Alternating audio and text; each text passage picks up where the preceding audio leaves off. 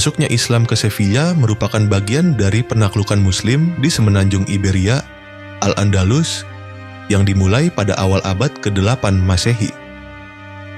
Berikut adalah sejarah panjang masuknya Islam ke Sevilla berdasarkan perspektif sejarah Islam. Pada tahun 711 Masehi, pasukan Muslim di bawah pimpinan Jenderal Tariq bin Ziyad mendarat di selatan Iberia, tepatnya di Gibraltar. Penaklukan ini dimulai atas permintaan kelompok Visigoth yang berkonflik di semenanjung Iberia. Pasukan Tariq berhasil mengalahkan Raja Roderick, penguasa Visigoth, dalam pertempuran Guadalete. Setelah itu, Muslim mulai memperluas kekuasaannya ke wilayah-wilayah sekitar, termasuk Sevilla. Sevilla, dikenal sebagai Isbiliah dalam bahasa Arab, ditaklukkan oleh pasukan Muslim pada tahun 712 Masehi, dipimpin oleh Musa bin Nusair, gubernur Afrika Utara.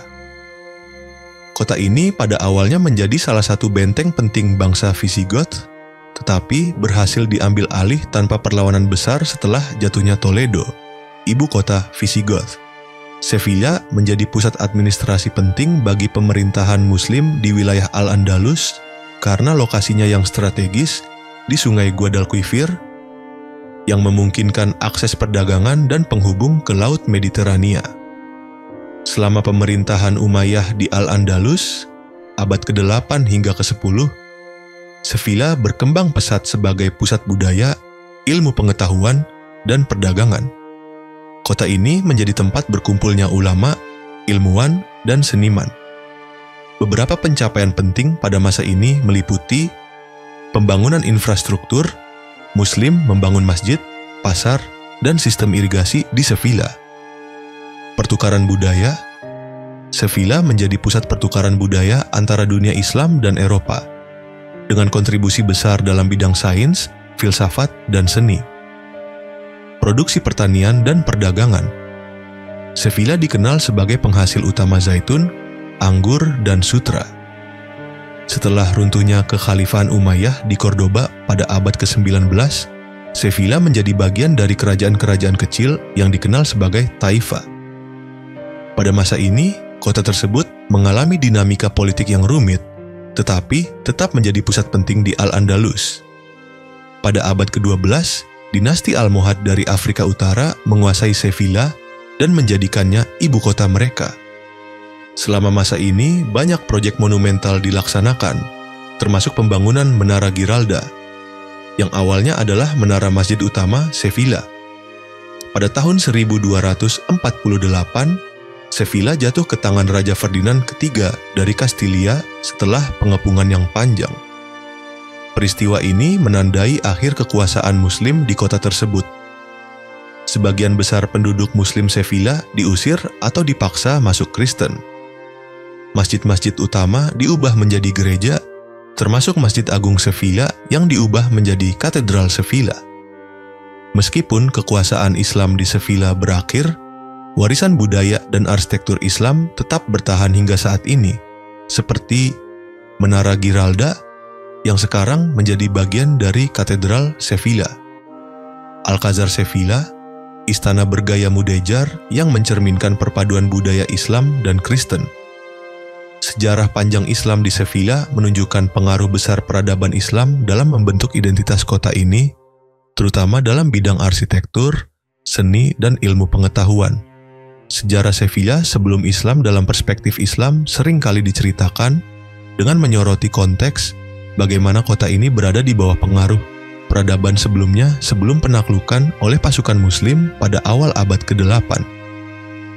Berikut adalah gambaran tentang sejarah Sevilla sebelum Islam. Sevilla memiliki sejarah kuno yang bermula dari zaman kolonisasi Fenisia dan Kartago. Kota ini awalnya dikenal sebagai Ispal, yang kemudian berkembang menjadi pusat perdagangan penting di wilayah tersebut. Kartago sebagai kekuatan besar di Mediterania membangun basis ekonomi yang kuat di kawasan ini, terutama dalam perdagangan logam dan hasil bumi. Setelah Kekaisaran Romawi menaklukkan Kartago dalam Perang Punisia, Sevilla menjadi bagian dari provinsi Hispania. Kota ini dikenal sebagai Hispalis di bawah Romawi dan berkembang menjadi salah satu pusat administrasi dan perdagangan penting di wilayah Iberia. Sevilla pada masa ini membangun infrastruktur Romawi seperti jalan-jalan, saluran air, dan amfiteater. Menjadi pusat budaya Latin dengan penyebaran bahasa dan tradisi Romawi. Setelah keruntuhan Kekaisaran Romawi Barat pada abad ke-5, Sevilla jatuh ke tangan bangsa Visigoth. Dalam periode ini, Sevilla menjadi bagian dari kerajaan Visigoth yang menjadikan Toledo sebagai ibu kota.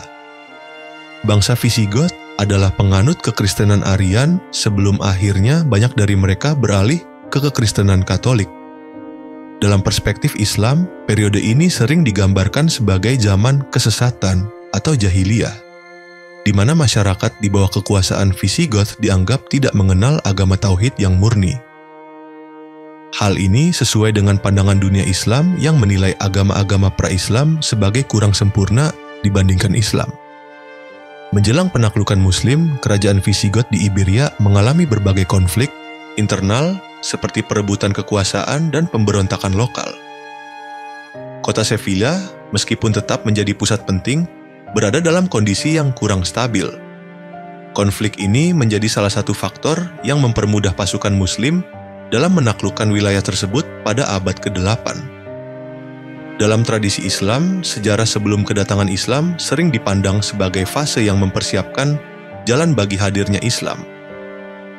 Sevilla, dengan semua warisan kuno dari Venesia, Romawi, dan Visigoth, dipandang sebagai wilayah yang telah memiliki potensi besar dalam peradaban. Islam kemudian datang sebagai agama penyempurna yang membawa tatanan baru, spiritualitas, dan kemajuan ilmu pengetahuan ke wilayah tersebut. Sejarah pra-Islam Sevilla mencerminkan kompleksitas budaya yang diintegrasikan dan diberdayakan oleh peradaban Islam ketika mereka mengambil alih wilayah ini pada tahun 712 Masehi. Kondisi umat Islam di Sevilla pada masa lalu, khususnya selama periode pemerintahan Muslim di Al-Andalus 712 sampai 1248 M, memiliki dinamika yang menarik. Sevilla menjadi pusat penting peradaban Islam, terutama di bidang budaya, politik, ekonomi, dan agama. Berikut adalah gambaran kondisi umat Islam di Sevilla dari perspektif Islam. Setelah penaklukan Sevilla pada tahun 712 Masehi oleh Musa bin Nusair, umat Islam mulai menetap di kota ini bersama dengan penduduk lokal yang terdiri dari komunitas Kristen dan Yahudi. Masa ini ditandai oleh Islamisasi bertahap. Penduduk lokal mulai mengenal Islam baik melalui interaksi sosial, perdagangan, maupun kebijakan pemerintah Muslim yang menghormati keyakinan lain. Banyak orang lokal yang masuk Islam karena tertarik pada keadilan sosial dan nilai-nilai Islam. Toleransi beragama. Umat Islam, Kristen, dan Yahudi hidup berdampingan di bawah konsep al-aldimah, di mana non-Muslim diberi perlindungan dan kebebasan beribadah asalkan membayar pajak jizyah. Selama periode kekhalifahan Umayyah dan dinasti Almohad, Sevilla mencapai puncak kejayaannya sebagai pusat peradaban Islam di Al-Andalus. Umat Islam di kota ini menikmati kemajuan luar biasa. Sevilla menjadi tempat berkumpulnya ulama, ilmuwan, dan filsuf. Ilmu pengetahuan Islam berkembang pesat, termasuk di bidang matematika, astronomi, kedokteran, dan sastra. Dengan lokasinya di Sungai Guadalquivir, Sevilla menjadi pusat perdagangan internasional. Produk pertanian, kain, kerajinan tangan, dan hasil bumi diekspor ke berbagai wilayah. Masjid Agung Sevilla, kini Katedral Sevilla, dan Menara Giralda dibangun pada masa ini. Infrastruktur kota seperti jalan, jembatan, dan sistem irigasi mencerminkan kemajuan teknologi umat Islam. Sevilla dipenuhi oleh masjid, madrasah, dan zawiyah, tempat tasawuf. Kehidupan spiritual umat Islam sangat kuat, dengan penyebaran ilmu-ilmu agama dan tradisi tasawuf.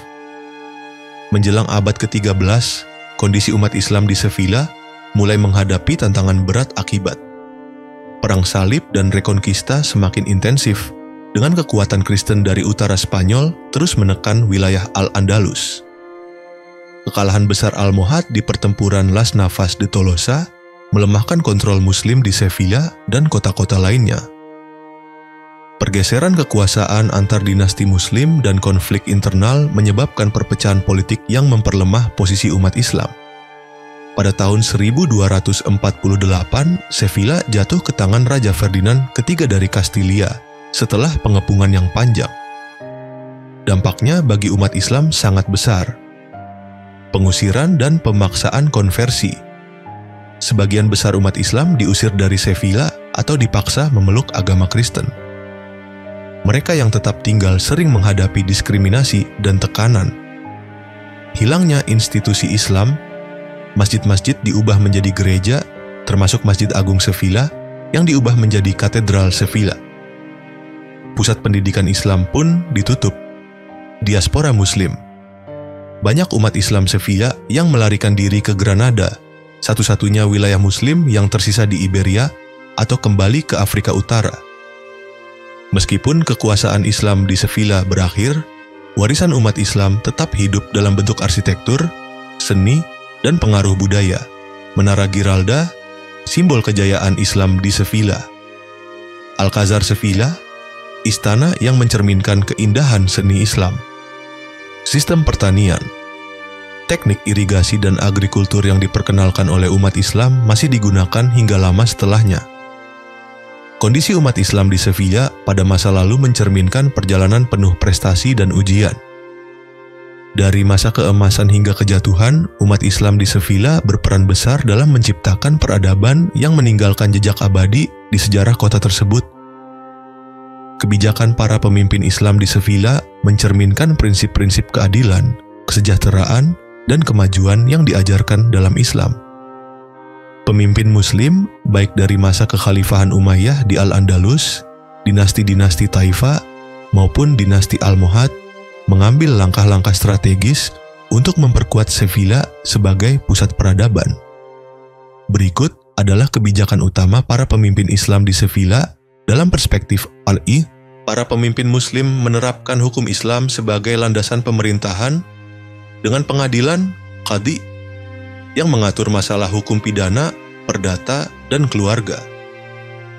Sevilla di bawah pemerintahan Muslim menerapkan konsep al-Aldimah, di mana umat Kristen dan Yahudi diberikan kebebasan beribadah dan hak-hak dasar dengan kewajiban membayar pajak jizyah. Pemimpin Muslim berupaya menjaga persatuan di tengah tantangan perpecahan dinasti. Kebijakan ini tampak terutama pada masa dinasti Almohad, yang menjadikan Sevilla sebagai ibu kota dan pusat kekuasaan mereka di Al-Andalus. Sevilla yang terletak di Sungai Guadalquivir dikembangkan sebagai pelabuhan utama yang menghubungkan perdagangan antara Al-Andalus, Afrika Utara, dan kawasan Mediterania. Produk lokal seperti minyak zaitun, sutra, dan keramik menjadi komoditas utama.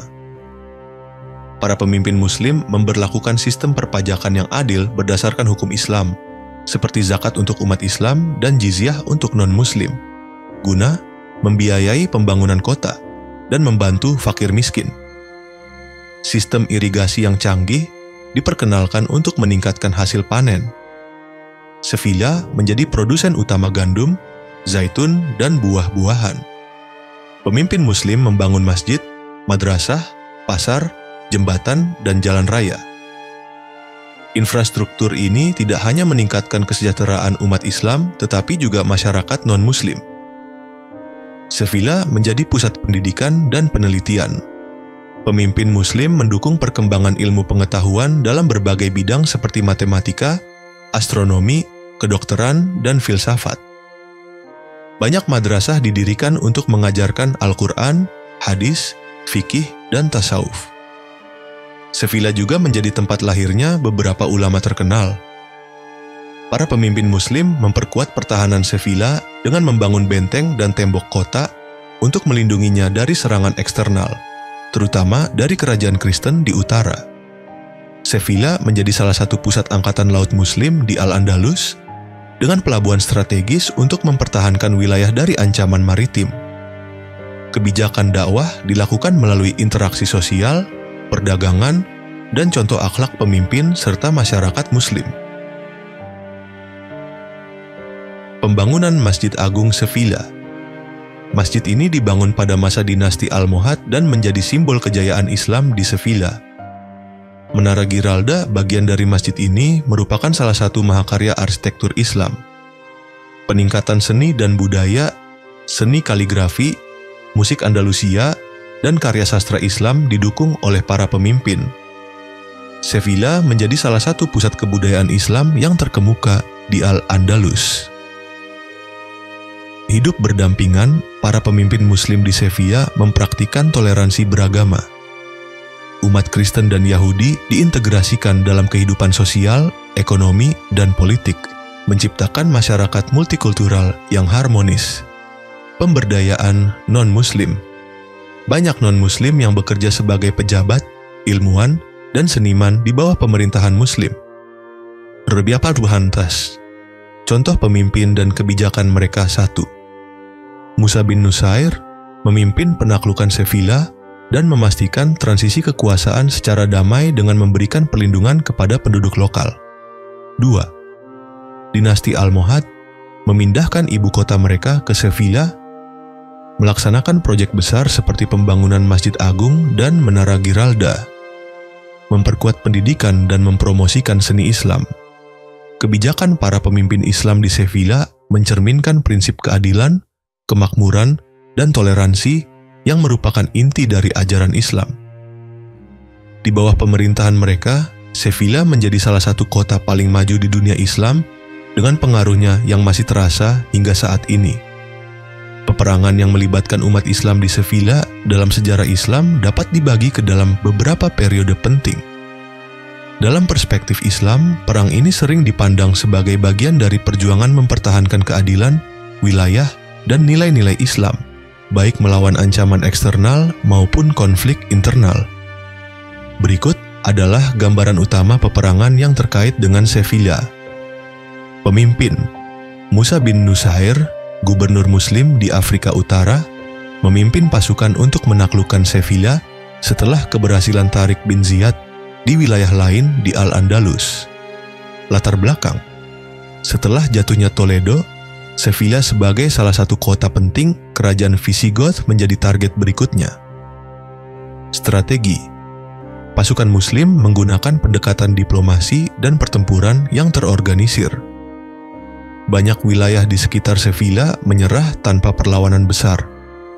Hasil: Sevilla berhasil ditaklukkan dengan relatif damai dan penduduk setempat diberikan perlindungan sesuai dengan prinsip Islam. Kota ini menjadi bagian dari wilayah Al-Andalus yang diperintah oleh kekhalifahan Umayyah. Setelah penaklukan awal, beberapa pemberontakan lokal terjadi, termasuk di wilayah Sevilla. Sebagian besar pemberontakan ini dipimpin oleh kelompok lokal yang tidak puas dengan pengaturan baru atau persaingan antar suku Arab dan Berber. Pemimpin Muslim di Sevilla sering terlibat dalam menekan pemberontakan ini untuk menjaga stabil. Mereka juga berusaha memperkuat persatuan di antara umat Islam. Setelah runtuhnya kekhalifahan Umayyah pada tahun 1031, Al-Andalus terpecah menjadi kerajaan-kerajaan kecil yang dikenal sebagai Taifah. Sevilla menjadi salah satu Taifah yang kuat, diperintah oleh dinasti Abbad. Sevilla sering terlibat dalam konflik dengan Taifah lain, seperti Cordoba dan Granada, untuk memperluas wilayahnya. Pemimpin seperti Al-Mu'tamid bin Abbad berperan penting dalam memperkuat Sevilla selama periode ini. Selama periode ini, kerajaan-kerajaan Kristen di utara, seperti Kastilia dan Leon, mulai menyerang wilayah Muslim, termasuk Sevilla. Perang Reconquista yang berlangsung selama beberapa abad adalah upaya kerajaan-kerajaan Kristen untuk merebut kembali wilayah yang dikuasai Muslim di semenanjung Iberia. Kekalahan besar dinasti Almohad di tangan pasukan Kristen melemahkan posisi Muslim di Al-Andalus, termasuk Sevilla. Pasukan Raja Ferdinand ketiga dari Kastilia mengepung Sevilla selama lebih dari 1 tahun. Kota ini akhirnya jatuh ke tangan Kristen pada tahun 1248. Kekalahan ini menandai akhir kekuasaan Muslim di Sevilla. sebagian besar penduduk Muslim diusir atau dipaksa masuk Kristen, sementara masjid-masjid utama seperti Masjid Agung Sevilla diubah menjadi gereja. Setelah jatuhnya Sevilla, banyak umat Islam melarikan diri ke wilayah Granada, yang menjadi benteng terakhir Islam di Al-Andalus. Granada tetap bertahan hingga tahun 1492 ketika akhirnya jatuh ke tangan kerajaan Kristen. Dari perspektif Islam, peperangan yang melibatkan Sevilla sering ditekankan sebagai jihad fisabilillah, perjuangan mempertahankan Islam dan wilayahnya dari ancaman luar, keadilan dan perlindungan. Dalam perang, umat Islam diajarkan untuk melindungi warga sipil, menghormati tempat ibadah, dan menjaga kehormatan musuh yang menyerah. Toleransi. Setelah kemenangan, umat Islam di Sevilla menerapkan kebijakan perlindungan terhadap non-Muslim, sesuai ajaran Islam.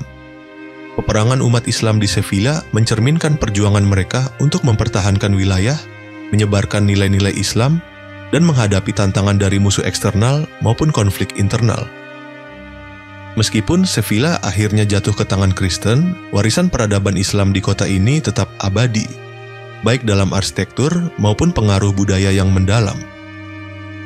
Kejatuhan Islam di Sevilla adalah salah satu peristiwa besar dalam sejarah Al-Andalus yang terjadi pada tahun 1248 Masehi ketika kota ini jatuh ke tangan Raja Ferdinand Terboli dari Kastilia. Dalam perspektif Islam, kejatuhan Sevilla dipandang sebagai bagian dari proses panjang Reconquista, upaya kerajaan-kerajaan Kristen di Iberia untuk merebut kembali wilayah yang pernah berada di bawah kekuasaan Muslim. Berikut penjelasan kejatuhan Sevilla versi Islam. Kemunduran dinasti Almohad.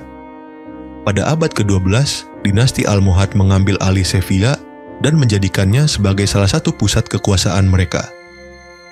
Namun, kekalahan mereka dalam pertempuran Las Navas de Tolosa melemahkan kekuatan Muslim di seluruh Al-Andalus, termasuk Sevilla. Fragmentasi kekuasaan Muslim. Setelah kekalahan Almohad, Al-Andalus terpecah menjadi wilayah-wilayah kecil seperti Granada, Sevilla, dan lainnya, yang sulit bersatu menghadapi serangan kerajaan Kristen. Kemajuan kerajaan Kristen.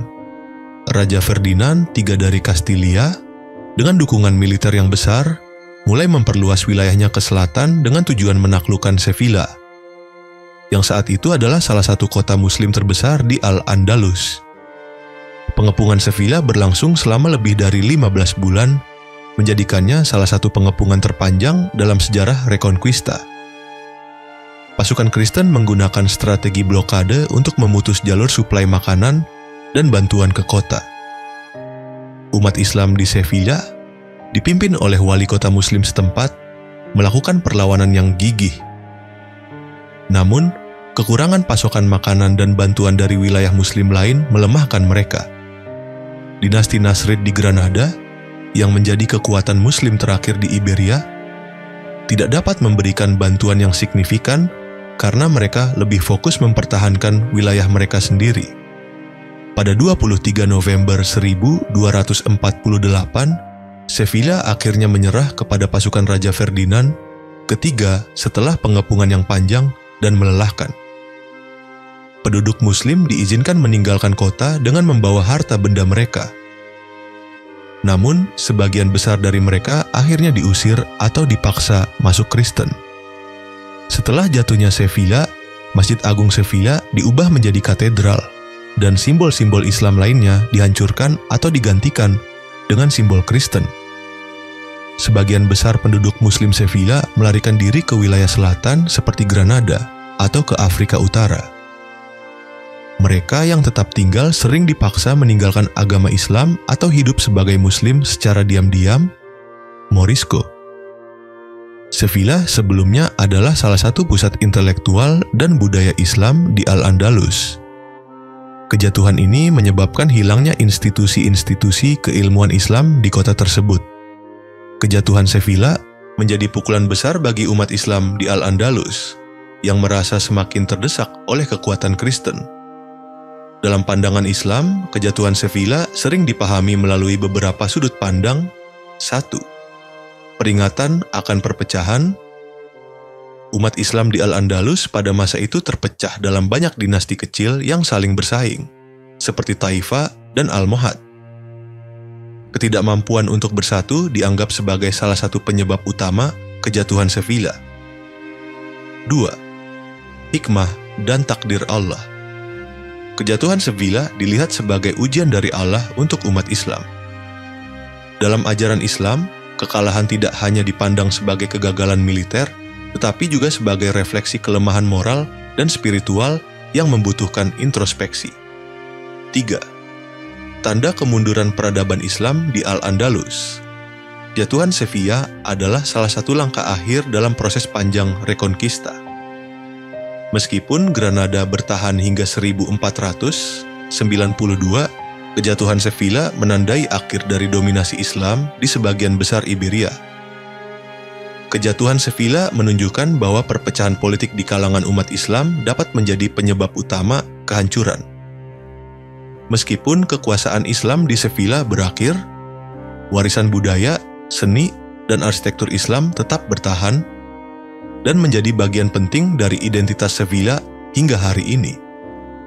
Kejatuhan Islam di Sevilla bukan hanya akhir dari sebuah era, tetapi juga pengingat akan pentingnya menjaga persatuan, keimanan, dan keadilan dalam menghadapi tantangan besar. Warisan peradaban Islam di Sevilla tetap hidup dalam jejak sejarah dan budaya kota tersebut.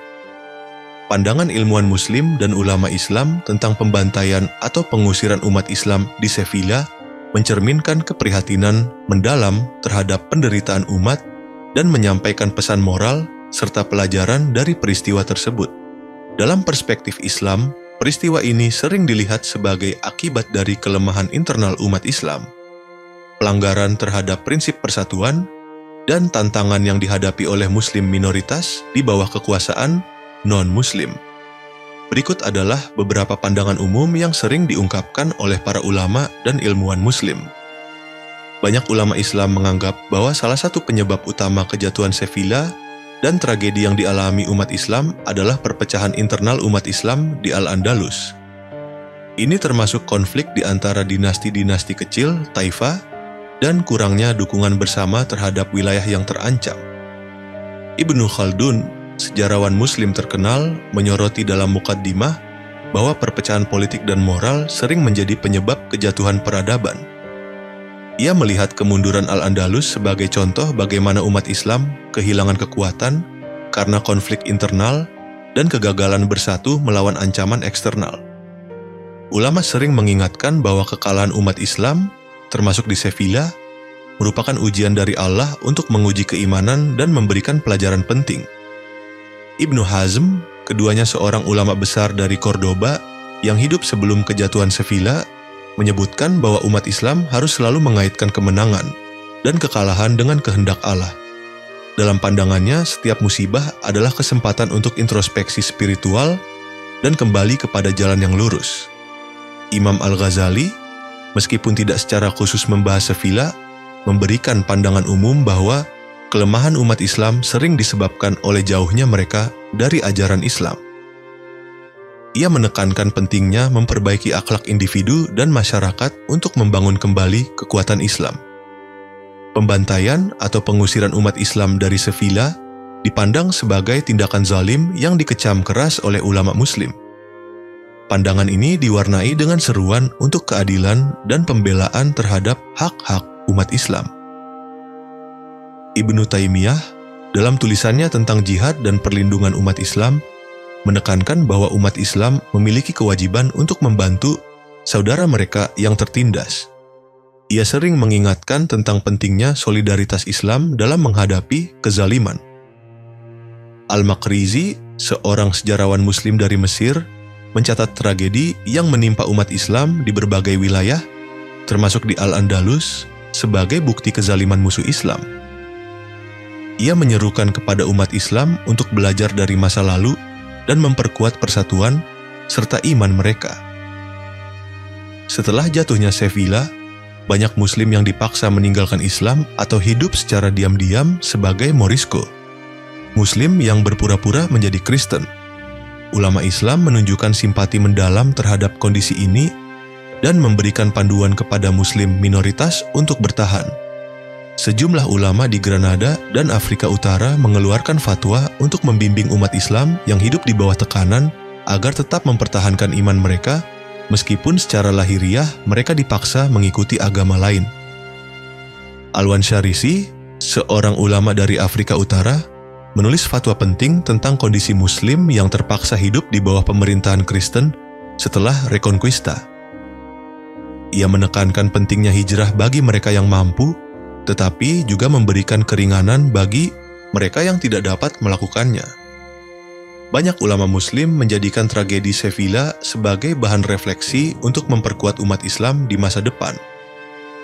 Beberapa ulama menyoroti bahwa umat Islam di Al-Andalus, termasuk Sevilla, telah terlalu terlena dengan kemewahan dan meninggalkan semangat perjuangan.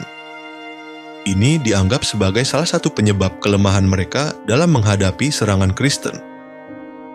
Ulama seperti Ibn Rushd, Averroes, mengingatkan pentingnya mempertahankan tradisi ilmu pengetahuan sebagai cara untuk memperkuat umat Islam, baik secara intelektual maupun spiritual. Dalam pandangan Islam, kejatuhan Sevilla tidak hanya menjadi tragedi lokal, tetapi juga tanggung jawab umat Islam global. Banyak ulama menekankan pentingnya solidaritas antara umat Islam di berbagai wilayah untuk mencegah tragedi serupa. Umat Islam di wilayah lain sering mendoakan dan memberikan dukungan moral kepada Muslim di Al-Andalus, menunjukkan rasa persaudaraan Islam yang kuat.